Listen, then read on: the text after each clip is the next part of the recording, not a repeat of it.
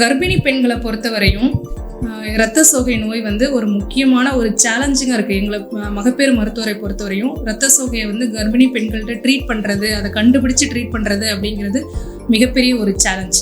ஏன்னா 80% of the maternal death அப்படின்னு சொல்லுவோம். அதாவது கர்ப்பிணி பெண்கள் இறப்பு விகிதத்தில் 80% வந்து இரத்த சோகையால் தான் வருது அப்படிங்கிறது தான் ஆய்வு. அதனால தான் கவர்மெண்ட் வந்து இரத்த சோகையை குறைக்கிறதுக்காக ஒரு ஒரு விரைவாக நடவடிக்கை எடுத்துகிட்டு வராங்க. இந்த நடவடிக்கையை அவங்க ஸ்கூல்லேருந்தே ஆரம்பிக்கிறாங்க. எப்படின்னா, அடலசன்ட் கேர்ள்ஸ்க்கு ஸ்கூலில் பூச்சி மாத்திரை கொடுக்கறது, அயன் டேப்லெட்ஸ் கொடுக்கறது, ப்ளஸ் வந்து டாக்டர்ஸ் ஸ்கூலுக்கே போய் ஹெல்த் எஜுகேஷன் கொடுக்கறது. இது மூலமாக அடலசன்ட் கேர்ள்ஸ், வளர இளம் பெண்கள்கிட்ட இரத்த சோகையை பற்றி விழிப்புணர்வை ஏற்படுத்துகிறாங்க.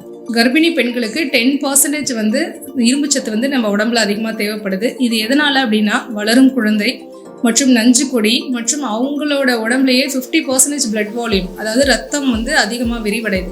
இதுக்கு தேவைப்படுற ஹீமோக்ளோபினை வெறும் சாப்பாட்டால் மட்டும் நம்மளால் கொடுக்க முடியாது. ஸோ அதனால தான் நாங்கள் அயன் டேப்லெட்ஸை வந்து ப்ரிஸ்கிரைப் பண்ணுறோம்.